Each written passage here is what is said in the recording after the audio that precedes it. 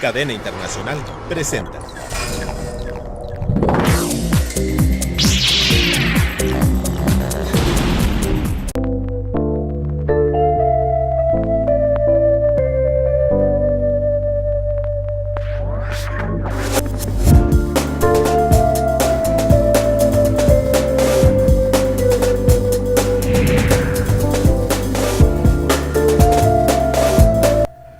Motivación TV está iniciando.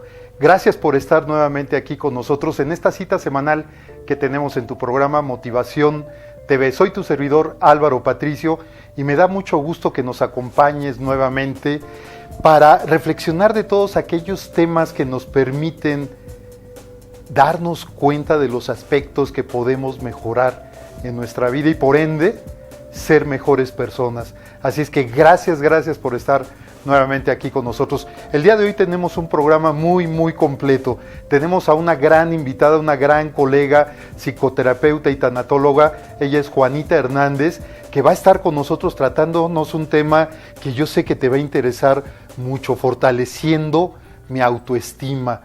Vas a ver cómo los conceptos que ella nos va a comentar nos van a hacer precisamente reflexionar para tratar de determinar realmente cuánto me valoro, cuánto me quiero, cuánto estoy dispuesto a dar por mí dentro de esa fuerza interna que cada uno de nosotros tenemos. Yo estoy seguro que va a ser muy interesante para ti también y que por supuesto, como bien sabes, tenemos ya las gustadas secciones de Metaforeando, en esta ocasión con la amistad. Es una hoguera encendida y es de lo que vamos a hablar precisamente en este momento. Vamos a hablar del libro de la semana, esa sugerencia que te hacemos para que te acerques a esta parte de la lectura y que nos permite precisamente reflexionar de todos aquellos aspectos a través de los cuales nos podemos conocer, nos podemos reconocer para de ahí determinar si podemos hacer algún cambio.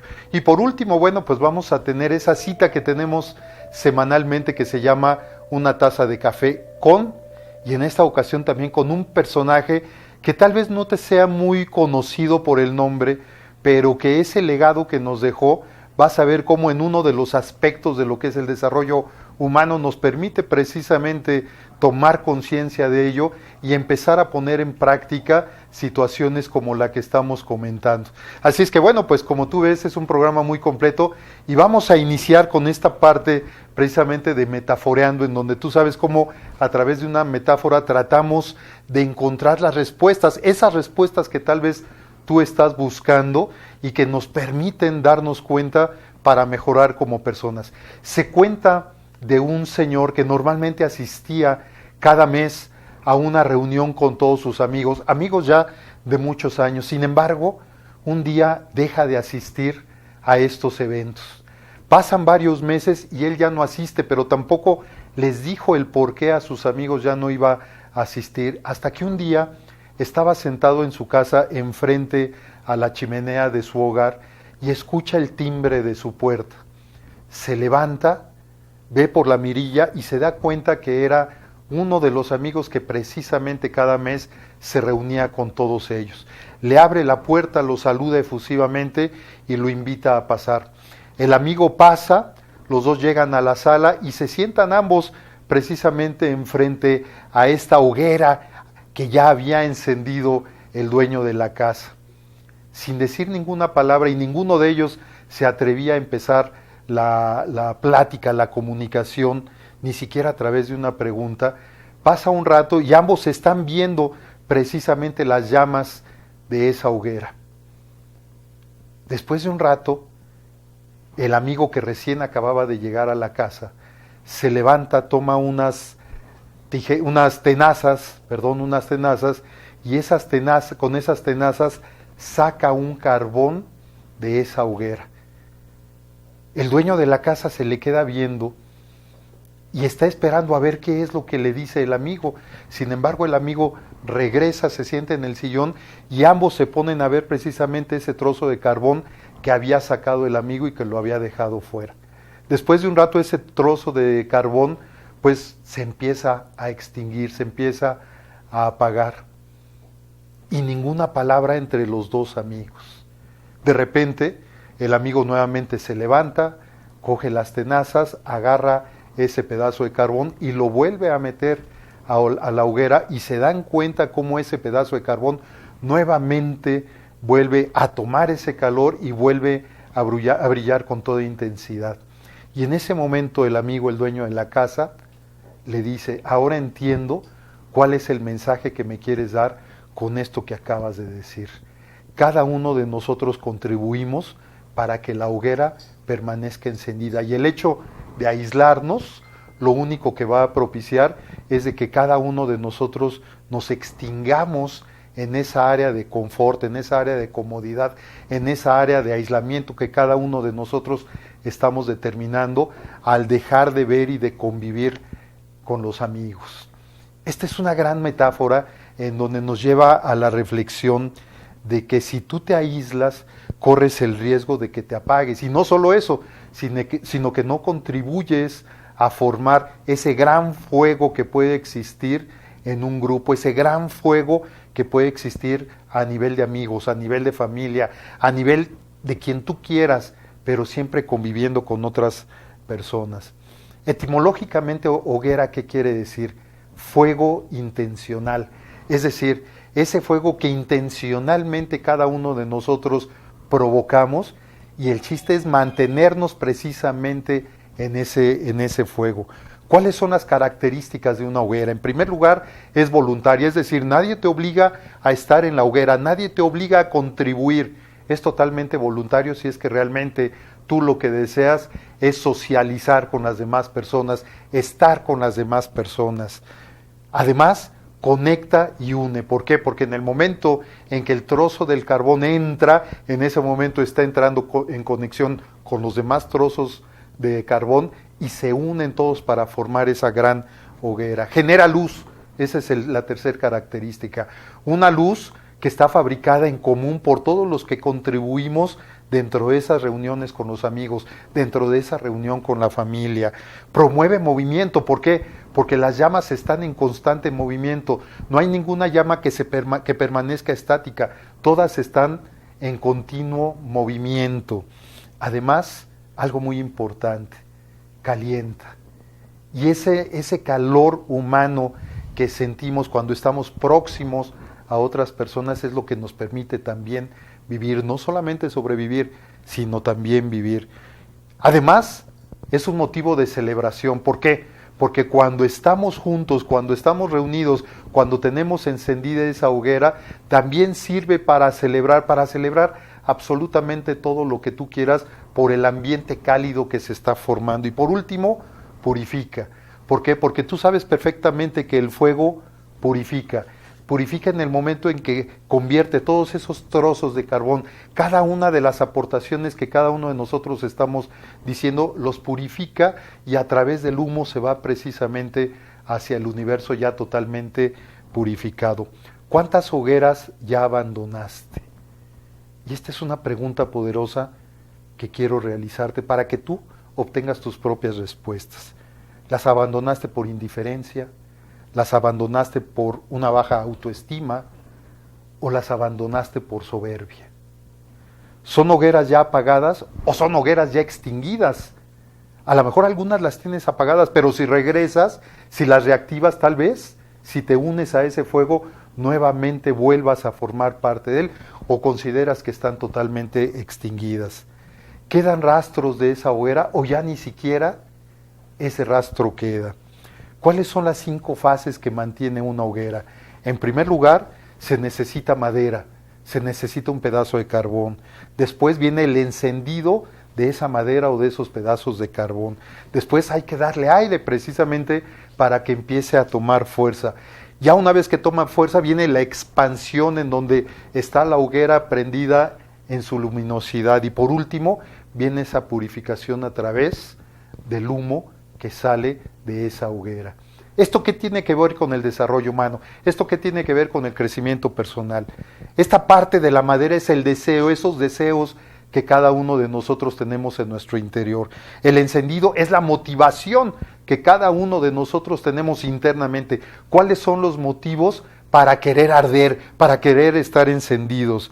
El aire, simple y sencillamente, es la voluntad que tú pongas para que se realice eso que tú estás deseando. La expansión es la pasión, es cuando estás en la cumbre, es cuando estás en el cenit completamente de esa reunión, es cuando estás conviviendo plenamente y fluyes plenamente dentro de esa reunión.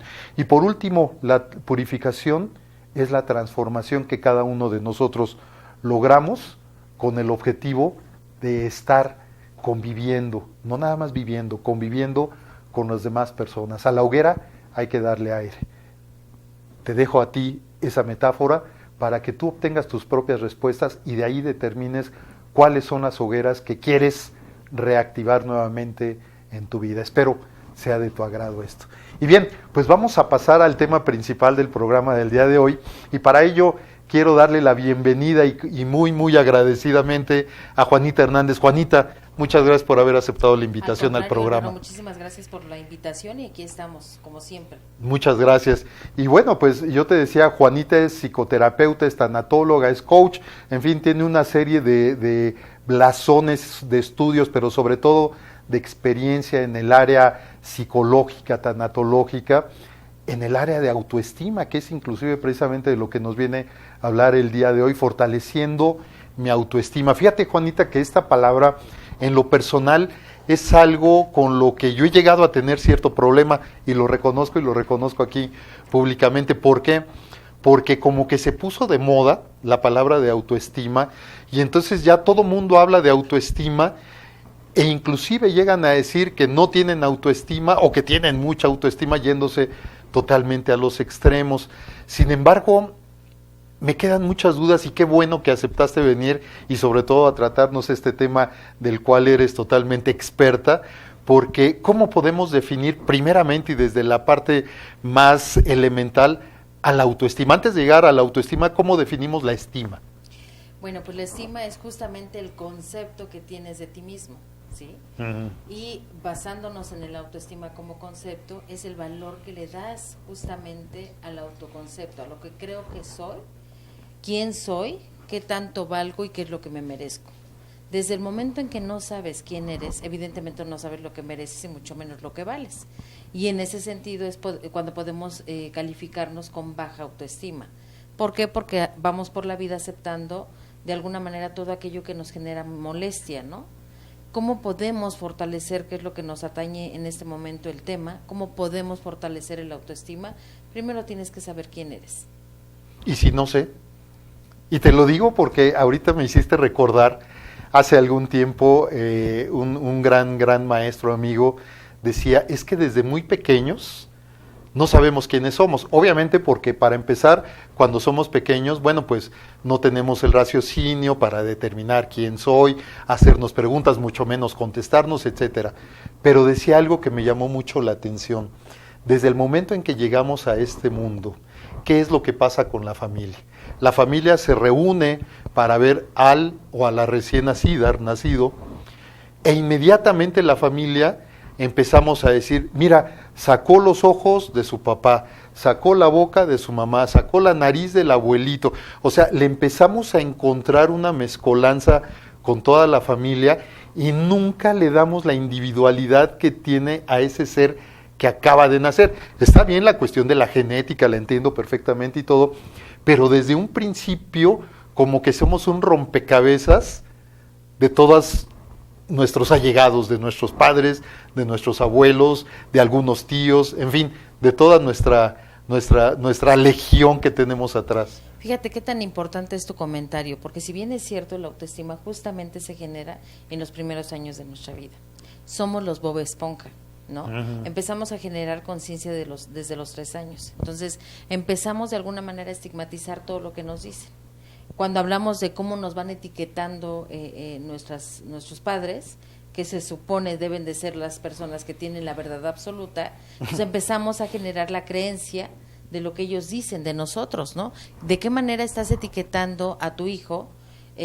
Por ejemplo, hay unos padres que le dicen, eres mi campeón, tú puedes y vas por lo mejor, pero hay otros padres que eres un tonto, no sabes, nunca la vas a hacer. Entonces, de ahí se empieza a generar la creencia del autoconcepto. ¿Quién creo que soy? Porque obviamente ellos que me procrearon, pues tienen la verdad absoluta y eso es claro. Lo que soy, ¿no?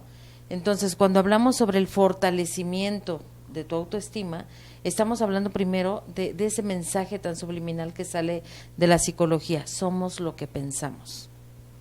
¿Qué trae tu pensamiento de tu propio autoconcepto?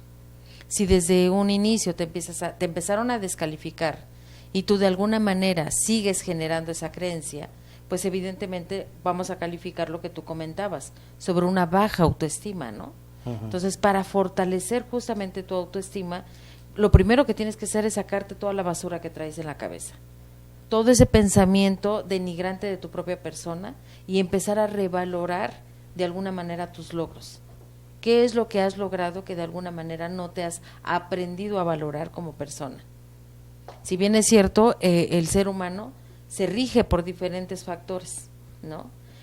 ¿Qué es eso que te está llenando de tu propio pensamiento? Normalmente la persona que tiene una baja autoestima, ¿de qué se llena? Pues de todo lo que viene del exterior, ¿no? Los padres, después los amigos, incluso los hermanos, etcétera, etcétera. Y de ahí se empieza a etiquetar, dependiendo de una baja o una autoestima buena, ¿no? Entonces yo te pregunto a ti, cuando te digo ¿quién eres? ¿Qué diría Patricio? ¿Quién es Patricio? Yo ¿Quién es Álvaro? para empezar soy una persona, soy un ser humano que llegué a este mundo a aprender, que llegué a este mundo a conocerme y a reconocerme en todas las áreas de mi vida, el cómo actúo, el cómo pienso, cuáles son mis deseos, qué es lo que yo quiero para mí. Inclusive aquí me estoy quitando el nombre. ¿Por qué? Porque bueno, al final de cuentas eso me fue impuesto. Y bueno, pues forma parte de los cánones que la sociedad establece, y además que nos da identidad, está bien, pero en forma más primaria, pues soy una persona, soy un ser humano que vine a este mundo a aprender. Exactamente. Entonces, desde el momento en que tú contestas quién eres, sabes justamente lo que vales y sabes lo que mereces. ¿Cómo podemos de alguna manera identificar a una persona con una baja autoestima? Primero, es una persona sumamente insegura. Segundo, no sabe ni quién es. Créeme que ha habido muchísimos pacientes en mi haber que, bueno, ¿y quién eres? Se quedan, ¿cómo que quién soy? Y te dan su nombre tal vez. No, o te dan su profesión. Y se quedan así como en el limbo de ¿quién soy? ¿No? Ajá. Es que nadie me había preguntado esto. ¿Desde hace cuánto tiempo te dejaste o te olvidaste, ¿no?, de esta persona que eres? Y entonces empiezan a hacer una biografía de su madre o incluso de su padre, ¿no? Pero ¿dónde estás tú como persona? Oye, Juanita, pero a ver, una pregunta que me surge en este momento. La baja autoestima, tú nos decías, no la baja, la autoestima es algo que se genera en nuestra infancia, en esos primeros años de nuestra vida, que supongo que es entre los 0,5, 0,6 por ahí. Durante la etapa de la gestación, ¿se puede generar una baja autoestima para que en el momento en que nacemos ya venimos desvalorizados, por llamarlo de alguna Mira, forma? La realidad, lo que se genera en el ser humano es primero el autoconcepto y después vamos a darle el valor a la autoestima. Okay. Si bien es cierto, desde las primeras crestas que se nos forman como seres humanos, desde ahí ya sabemos si estamos bien recibidos, por ejemplo, si estamos de alguna manera esperados con amor, si somos el estorbo, si no quieren que nazca, exacto, etcétera, etcétera. Desde ahí se empieza a generar el autoconcepto. Que es en la gestación. Exactamente. Ajá.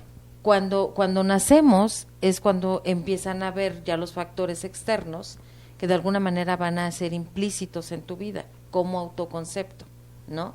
¿Cuántas personas tienes totalmente introvertidos, tienen miedo incluso a levantar la mano cuando tienen una opinión, por miedo a ser etiquetados, ¿no? O por miedo a ser avergonzados o estigmatizados? Entonces no tienen esa seguridad, pero esa seguridad se brinda desde el momento en que estás formándote dentro del vientre de tu madre, con esa seguridad o ese amor que te generaron o te procrearon. Si no fuiste esperado, pues evidentemente, ¿qué crees que vas a tener? Un bajo autoconcepto, ¿no? Eres el estorbo, eres el bastardo, no tenías que haber nacido, etcétera. Fuiste el pilón, cuando son los últimos, ya no te esperábamos y llegaste. Exactamente, ¿no? Como si hubiera sido algo fortuito, llegaste ¿no? a truncar mi vida, ¿no? Ajá. ¿Cuántos casos hay así? Sí. Y que aparte, no solamente lo sentiste en los primeros, en la concepción de tu vida, Ajá. sino te lo repiten, y te lo repiten, y te lo repiten. Entonces, te sientes el estorbo Claro. de la propia vida, ¿no? De tu propia vida incluso, ¿no? Y entonces esta parte del autoconcepto, bueno, pues es fundamental. Sí, claro. Es fundamental, y más o menos a partir de qué edad yo ya me empiezo a dar cuenta de ese concepto personal que yo tengo de mí mismo. Viene un proceso en la adolescencia en donde se viene la reafirmación de tu propia autoestima. Si estamos hablando del nivel de conciencia, que es a los 3 años, se genera lo que se llama la resiliencia. Uh-huh. Ese momento en el que empiezas a trabajar en ti y para ti, donde dices esto que te puedes definir entre si me gusta o no me gusta y cómo me estoy sintiendo conmigo mismo, ¿no? Porque evidentemente hay mensajes que seguramente Álvaro ha generado en su vida, en su experiencia de vida, donde le dicen, bien, o sea, excelente programa, ¿no? Y donde dicen, no, o sea, qué mal programa, ¿no? Uh-huh. Pero tú dices, no, pues para mí estuvo padre, ¿no? Puede ser tu concepto, pero no es el mío. Claro. Entonces desde ahí empiezas a discernir entre lo que es bueno para ti y lo que no. Desde el momento en que tú generas, desde el nivel de tu propio pensamiento, qué es lo que es viable para ti y qué es lo que es no viable para ti, ¿no? Entonces esto quiere decir que en esa etapa de la adolescencia, exacto, que es una de las características principales, es la rebeldía que tenemos con los padres, con la vida misma y todo, también viene formada por esta parte de esos conceptos que traemos desde un principio, sí, por de todos supuesto. esos mensajes que recibimos desde muy pequeños y que ahora me doy cuenta pues que no es así, que en todo caso yo tengo la oportunidad de revertir esos comentarios, ¿no? Por supuesto. Te comentaba sobre la resiliencia, ¿no? Es uh-huh. Ese cambio, ese chip de creencias que traemos desde el momento en que somos concebidos. Tal vez no somos hijos deseados, somos el pilón, no estábamos programados y de repente llegas, ¿no?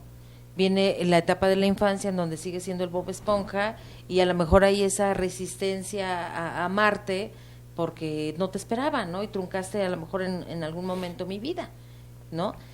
Y viene la adolescencia, te lo sigo marcando.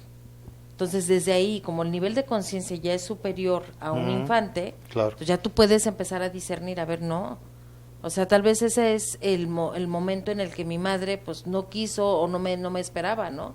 Pero yo valgo por sí mismo, ¿no? Y empiezo a sacar ese montón de basura de pensamiento que de alguna manera insertaron en mi chip de creencias.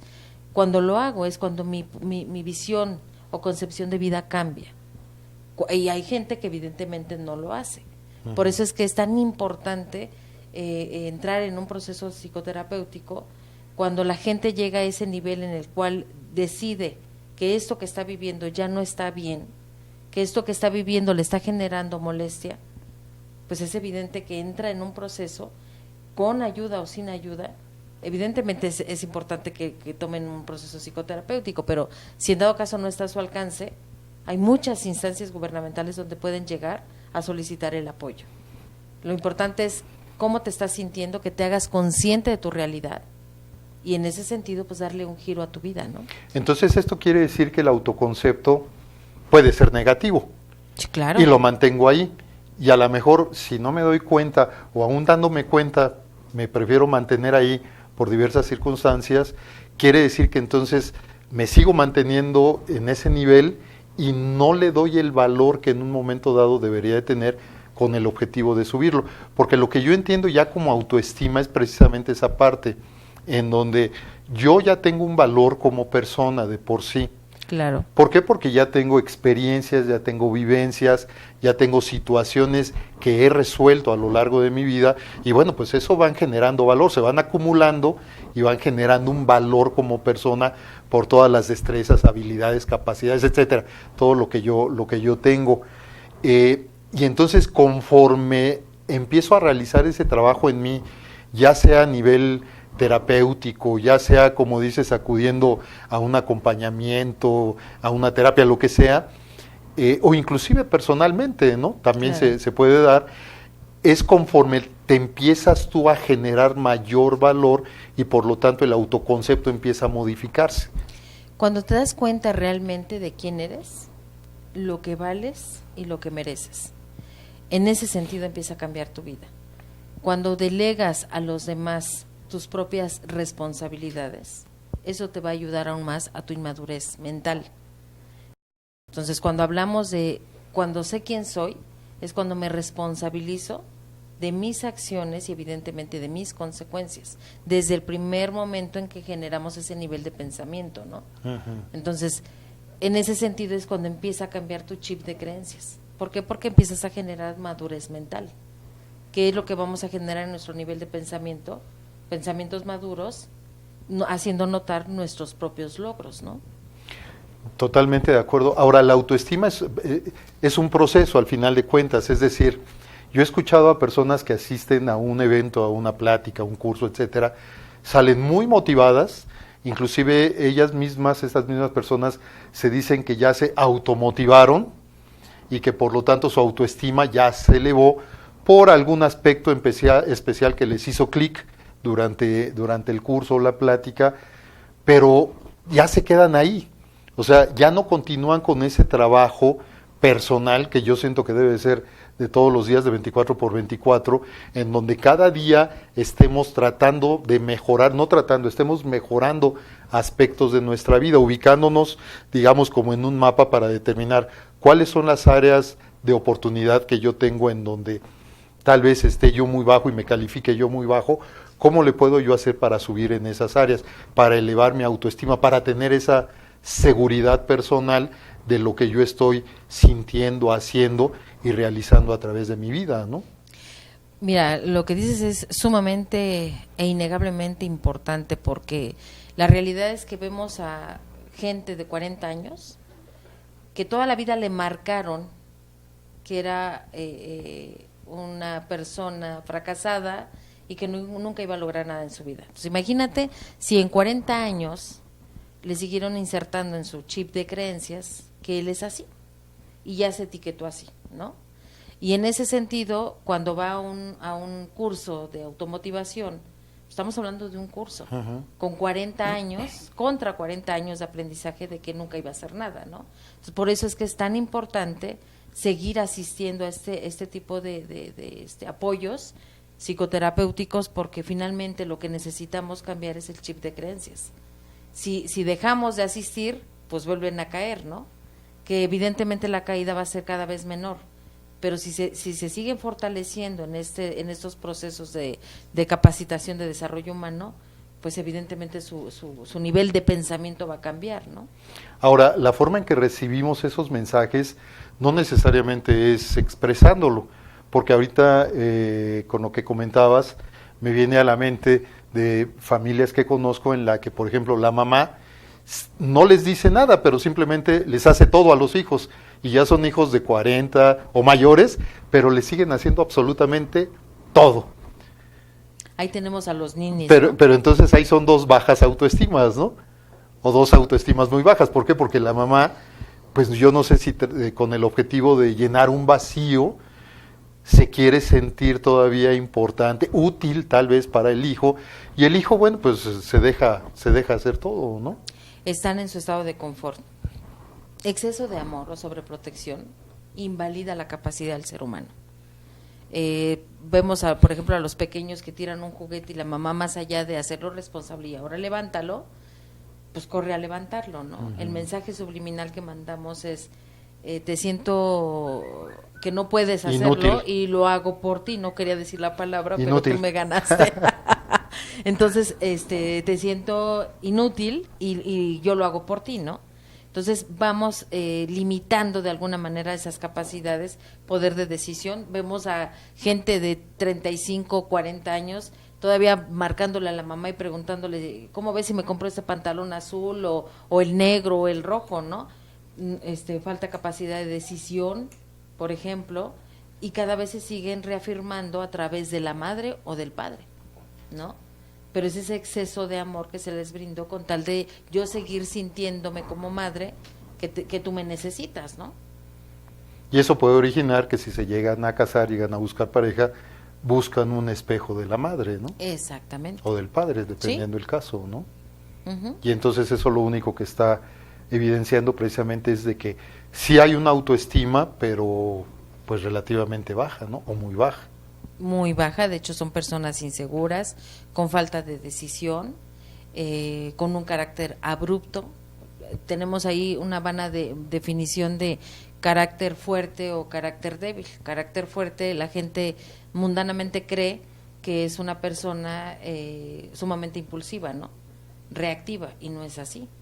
Un carácter fuerte es aquel que tiene control de sus emociones y que no va a haber nada ni nadie que pueda imperar de alguna manera en la modificación de sus emociones. Y el carácter débil es aquella que se deja llevar por el momento, por la situación o por la persona, ¿no? Y que generalmente no toman decisiones. No toman decisiones, son personas sumamente manipuladas, son personas que se dejan llevar por la circunstancia, así. O sea, no tienen una seguridad como tal, son sumamente impulsivos, te repito, no tienen poder de decisión, no tienen poder de reacción. Esas son las personas con baja totalmente autoestima. impasivas. ¿Sí? En un momento dado, para las personas que nos están escuchando, Juanita, ¿qué pasos o qué tendrían que hacer para empezar a fortalecer su autoestima? Ya se dieron cuenta que tienen una baja autoestima, ya se dieron cuenta que el valor que se dan y el autoconcepto pues es muy, muy pobre, muy bajo. Inclusive yo siempre digo, si tú te consideras una persona promedio, checa tu autoestima. ¿Por qué? Porque a lo mejor estás en esa parte en donde tú mismo no quieres subir más escalones. ¿Qué tendrían que hacer estas personas? Pues como te comentaba hace un momento, mi querido Álvaro, es primero sacar toda la basura de su pensamiento, del autoconcepto pobre que tienen de sí mismos. Incluso los invito a hacer una lista de los logros que han hecho, que han tenido hasta este momento de su vida, aprender a equivocarse, tienen el derecho de equivocarse. Claro. Unas personas que tienen justamente la baja autoestima, te repito, tienen miedo hasta de levantar la mano, ¿no? Y de repente el maestro dice justamente lo que él pensaba y pudo haberlo dicho, pero no lo dije porque tengo miedo a que me exhiban, ¿no? Uh-huh. O sea, aprender a equivocarse, revisar sus logros y cada día reafirmarse con lo que es, con lo que vale y con lo que se merece. Incluso te invito a verte frente al espejo, aprender a decir me gusta, aceptarte a ti mismo, ¿no? Con ese cuerpo, con esa cara, con ese cabello.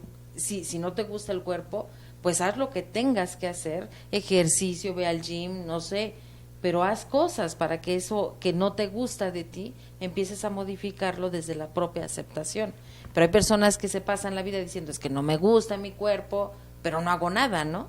Entonces, aprender a generar esos cambios que necesita tu vida, tu persona y tu valía, justamente desde el momento en que empiezas a sacar esa basura de tu pensamiento. ¿Podríamos hablar, Juanita, que esto implicaría el tener actos de amor para nosotros mismos? Claro, desde el momento en que haces, por lo menos una vez en un día de tu vida, algo que te gusta, que te fortalece a ti, desde ahí te empiezas a brindar ese amor. Porque te estás poniendo como prioridad, no como opción en tu vida. Pues es un aspecto muy importante el que nos está comentando Juanita. Estamos llegando casi al final del segmento, porque nos invita precisamente a entrar en esa comunión personal con el objetivo de determinar, bueno, para empezar, qué concepto tengo de mí y a qué se debe ese autoconcepto, y por lo tanto, ¿estoy conforme con ese concepto que tengo de mí? ¿O qué es lo que yo tengo que hacer con el objetivo de empezarme a elevar como persona, empezar a ser mejor, empezar a cambiar y sobre todo a transformar muchos de los aspectos de mi vida? Juanita, yo sé que vas a tener un evento próximamente, bueno, ya a principios del próximo año, estamos en octubre. ¿Cuándo va a ser? ¿Cómo se llama el evento? ¿Quiénes están invitados? ¿Cómo va a ser el evento? Bueno, el evento es para todo público, es el 13, 14 y 15 de febrero en el Hotel Nuevo Amanecer, en nuestro bellísimo Tepoztlán. Uh-huh. Es un retiro transformacional que me gustaría que tú dijeras el título. Yo te digo el título, sí. O sea, ¿se lo pongo de una vez? Sí, pónselo se lo pongo. de una vez. ¿Qué te parece? Es un retiro transformacional. Transformacional. ¿qué te parecería, inclusive de acuerdo a lo que nos estás tratando el día de hoy, fortaleciendo mi poder interior? Exactamente, fortaleciendo mi poder interior. Te invito este 13, 14 y 15 de febrero del próximo año en el Hotel Nuevo Amanecer, retiro transformacional, reconstruyendo tu propia autoestima. Bien, pues ahí tienes, esta es una gran oportunidad que se te está presentando, todavía tienes tiempo para planear y acudir a este excelente evento, un retiro transformacional. Fíjate cómo son las palabras. Para empezar, es un tiempo que te das a ti misma, a ti mismo, para ti, como un acto de amor, y además con el objetivo de transformarte en todo lo que eres hasta ahora, y si no en todo, cuando menos en algunos aspectos que te permitan ser una mejor persona. Juanita, llegamos al final del segmento. Muchísimas Se pasa gracias. muy rápido. Quiero agradecerte el que hayas estado aquí en el programa. Esperamos que aceptes una nueva invitación. Claro que sí, para con muchísimo tratarnos gusto. muchos de estos temas, y pueden acudir a las redes sociales de Juanita que están apareciendo en el cintillo del programa, para que ahí tengas no solamente esta actividad de febrero, sino todo lo que está realizando, y la puedas contactar a ella directamente, y por supuesto el que te intereses también de acudir a este evento en febrero del próximo 2019. Juanita, muchas gracias. Muchísimas gracias a ti y a todos nuestros teleauditorios. Muchísimas gracias. Gracias, Juanita. Y bien, pues estos conceptos que Juanita Hernández nos acaba de regalar son conceptos que tal vez tú ya habías escuchado en otra ocasión, y que yo estoy seguro que ahorita alguno de ellos hizo clic en ti. Y eso que hizo clic en ti, que te hizo detenerte en tu pensamiento, te hizo reflexionar, a lo mejor te sorprendió alguno de estos conceptos, precisamente son a los que hay que ponerle atención. ¿Por qué? Porque entonces quiere decir que nuestro subconsciente nos está mandando este mensaje de algo que deseamos, algo que necesitamos en este momento, y a lo mejor este es el momento a través del cual cada uno de nosotros podemos empezar o reiniciar, en su caso, algunos aspectos que nos sirvan como mejoría personal. Bien, pues vamos a pasar al siguiente segmento del programa, que es un segmento que en lo personal a mí me gusta mucho, y me gusta mucho porque nos invita a seguir aprendiendo a través de la lectura, y qué mejor de libros que nos lleven precisamente a reflexionar, que nos lleven precisamente a darnos cuenta de todos aquellos aspectos a través de los cuales cada uno de nosotros podemos ser unas mejores personas. Yo siempre he dicho que los libros siempre traen la opinión del autor, y eso está bien, pero recordemos que cada uno de nosotros somos maestros de vida, y que por lo tanto esos conceptos que cada autor plasman en cada uno de sus libros, bueno, pues se pueden asemejar a alguna necesidad o algún deseo que tú o yo tengamos en este momento, y nos sirvan para dar claridad, para darnos luz en esos aspectos primordiales que en este momento están surgiendo.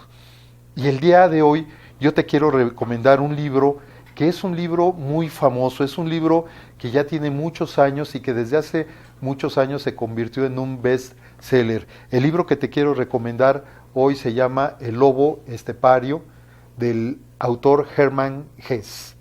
Es un libro ya tradicional dentro del desarrollo humano, dentro del crecimiento personal, inclusive dentro de la psicología. El lobo estepario de Hermann Hesse. ¿Qué contenido tiene este libro que nos puede ayudar? Bueno, algunos de los conceptos es de que este médico y escritor, a mí originalmente me llamó la atención. ¿Por qué? Porque se habla de que es una autobiografía, o se puede considerar así como una autobiografía del autor, pero él lo llama el lobo estepario. Inclusive se dice que es una autobiografía porque el personaje principal de este libro se llama Harry Heller, y que si tú te das cuenta, Harry y Heller ambos empiezan con H, igual que el nombre del autor Hermann Hesse, ambos empiezan con H. Y este libro prácticamente es una pugna entre la personalidad y la conciencia de cada uno de nosotros. Es un debate continuo entre ver si realmente vale la pena vivir o no. Es esa lucha interna que cada uno de nosotros tenemos en algunos momentos o en algunas áreas de nuestra vida en la que nuestra personalidad aflora y sabemos que tenemos la necesidad o el deseo de hacer algo, pero hay una parte interna que nos detiene, una parte interna que nos hace que no vayamos más allá, y entonces se forma internamente esa lucha en la que no sabemos qué bando tomar, si ir en pos de eso que queremos, de eso que deseamos, o simplemente renunciar y quedarnos en esa zona en donde hemos estado hasta ahorita. ¿Cuáles son las características del lobo estepario? En primer lugar, es un ser solitario, y es un ser solitario aún rodeado de personas. Yo no sé si a ti te empiecen a caer algunos veintes de lo que aquí en este libro, de la riqueza de este libro puede tener. Eres una persona solitaria, ¿por qué? Porque aún estando con otras personas, tú te sientes solo, tú te aíslas de esas personas. Es lo que normalmente las personas, mi mamá decía mucho, hay personas que son hurañas, es decir, no te les puedes acercar porque su carácter, su personalidad no se presta, no te brindan la confianza para que te acerques a ellos. Es un ser incapaz de relacionarse, y esa incapacidad lo logró a través de crear el hábito de no relacionarse con las demás personas. Es un ser que busca la independencia, pero una independencia a costa de no juntarse con los demás, no una independencia de criterio, nada más, sino también una independencia física. Y todos sabemos que todos y cada uno de nosotros en este mundo dependemos en alguna parte de las demás personas. No somos seres totalmente independientes. Sí podemos tener independencia de criterio, y qué bueno que la tengamos, pero en la parte material, en la parte del vivir, somos seres que tenemos que estar conviviendo con otras personas. Por lo tanto, en esa parte no somos seres totalmente independientes. No deseamos la interferencia de nadie, es decir, yo no me meto contigo y por lo tanto tú tampoco te metas conmigo. Esa es otra de las características del lobo estepario. Es difícil relacionarse con el mundo, pero más difícil aún relacionarse con uno mismo. ¿Por qué? Porque aunque uno tenga la seguridad de lo que uno quiere llevar a cabo, ese aislamiento que nosotros mismos provocamos en cualquiera de nuestras áreas, al final de cuentas nos llega a pasar la factura. ¿Por qué? Porque, insisto, somos seres sociales por naturaleza. Por lo tanto, ¿qué tanto podemos estar solos y aislarnos de las personas? Yo recuerdo en una ocasión, en una reunión, que llegamos y todos empezamos a platicar, y de repente llegó una pareja, y la señora, en lugar de sentarse alrededor del círculo en el que estábamos todos los asistentes, se sentó en la parte de atrás, y la invitamos a que pasara acá a este círculo de las personas, y nos dijo: no, yo aquí estoy bien, porque además desde aquí tengo la visión de todos ustedes y desde aquí los veo. Pero de entrada se estaba aislando, se estaba saliendo de ese círculo. Entonces, fíjate cómo todos estos aspectos, estas características, en un momento dado nos sirven precisamente para determinar el grado de lobo estepario que cada uno tenemos dentro de nosotros mismos. Un aspecto importante que me gustó mucho dentro de este libro es que reconoce que somos muchas almas, somos el rompecabezas de nuestra propia personalidad, y en muchas ocasiones cada una de las piezas de ese rompecabezas son las que, al tratar de armarlo, se crea esa confusión interna entre mi estado presente, mi estado deseado, y que esa lucha que se forma entre estos dos estados es la que no me permite vivir bien. Es una invitación para que tú leas este libro del señor Hermann Hesse, El lobo estepario, con el objetivo de que entres a ti y hagas un examen, un autoexamen, para determinar en qué áreas estás como un lobo estepario, y en todo caso qué es lo que requerirías hacer, porque aquí dentro de este libro viene la contraparte, es decir, la parte amigable, la parte social, la parte de la jovialidad, y que derivado de eso tú y solo tú puedas determinar qué es lo que tú requieres en tu vida. El lobo estepario del señor Hermann Hesse. Esa es la recomendación de esta semana. Y bueno, vamos a pasar al último segmento del programa, esta invitación, esta reunión que tenemos semanalmente con algún personaje de la humanidad. esta taza de café con. En esta ocasión vamos a hablar de un médico y escritor norteamericano llamado Oliver Wendell Holmes. Oliver Wendell Holmes, me refiero al padre, ¿por qué? Porque el hijo se llamó igual, que también fue un reconocido político en los Estados Unidos, pero en esta ocasión me refiero al padre. Él, fíjate que originalmente llamó mi atención porque él a los 21 años ya había realizado su primer poema, a los 21 años, es decir, esa capacidad de creación la empezó a desarrollar desde muy joven y es una parte que en lo personal a mí me llama mucho la atención.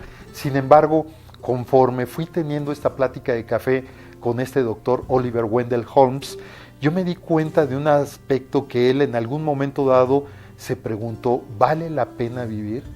Y fue lo que yo le pregunté en esta cita que tuvimos para tomar un café.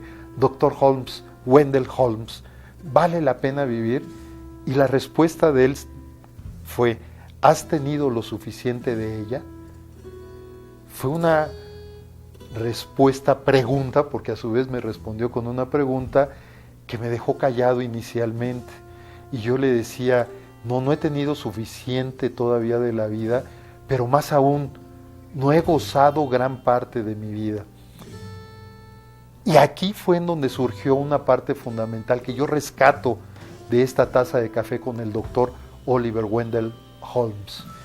Él, junto con otros notables de su época, creó algo que se llama el Club de los Metafísicos. Y este Club de los Metafísicos es un grupo que se reunía constantemente a través de tertulias, lo que ahora conocemos como las tertulias, que las tertulias no necesariamente tienen que ser tardes bohemias, no, las tertulias es esa reunión informal que pueden tener varias personas con el objetivo de tratar de platicar de algún tema que les sea común a todos.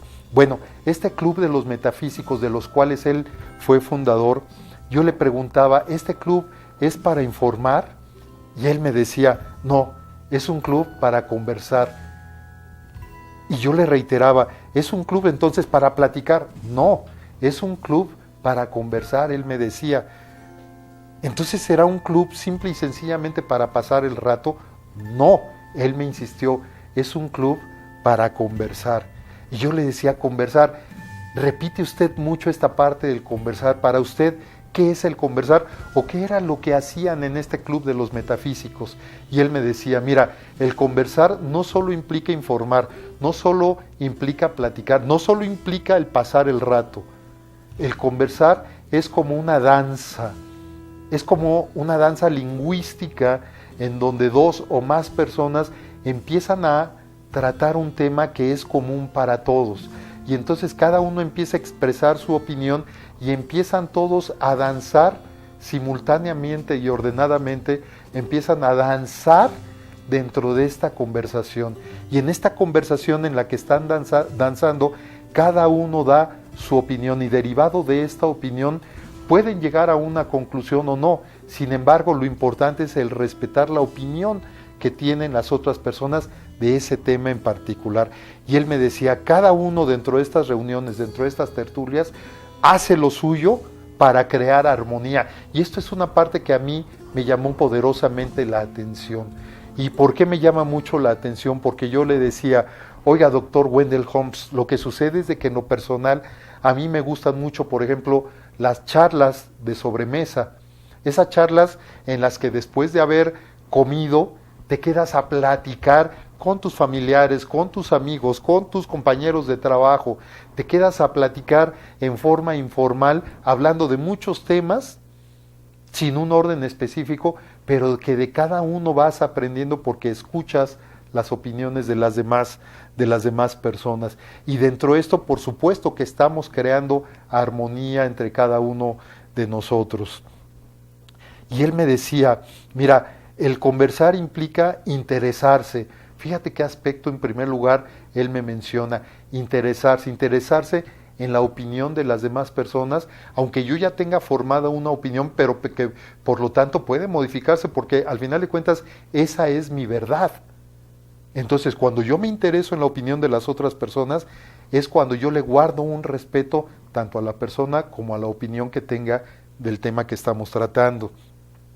También se trata de compartir, es decir, no guardarme yo todo lo que yo conozco o lo que yo sé del tema, sino que comparto y a su vez las otras personas también están compartiendo. Pero también se trata de contrastar, porque este es un aspecto muy importante, porque cuando una opinión que se esté dando ahí por otra persona, la contrasto contra mi opinión y me doy cuenta ahí que puedo yo generar un cambio y que mi verdad pues no era una verdad absoluta y que por lo tanto la flexibilidad puede hacer que yo cambie con base en la opinión de otras personas.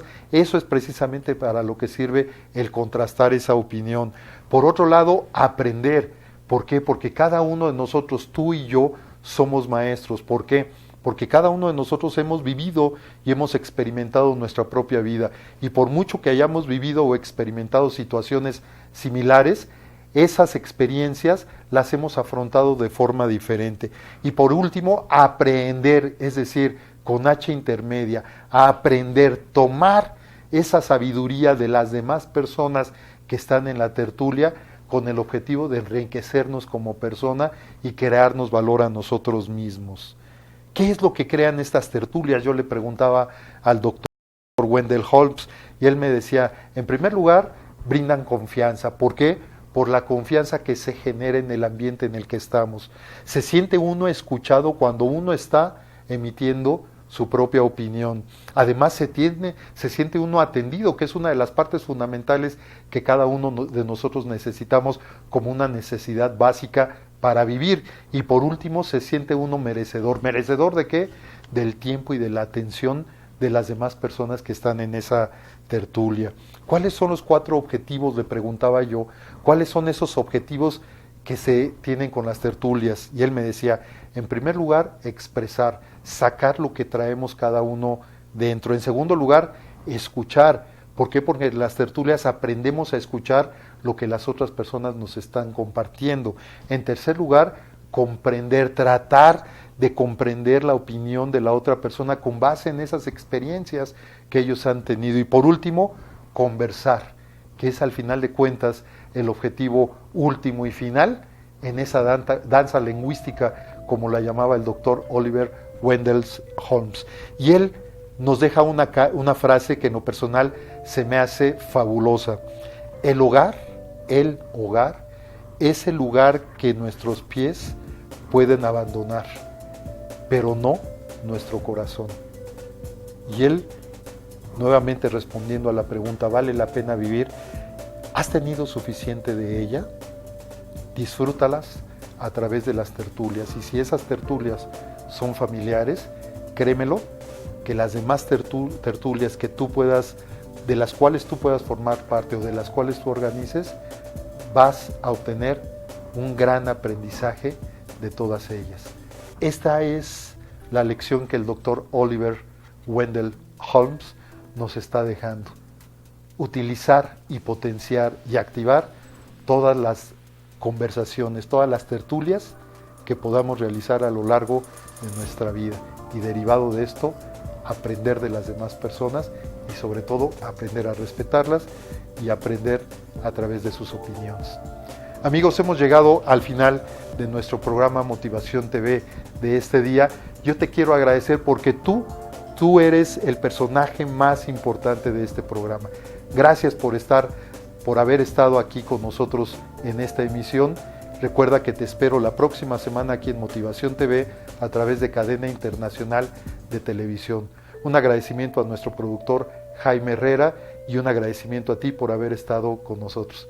Nos vemos la próxima semana y recuerda que motivación implica el conocer los motivos que tú tienes para vivir. Gracias.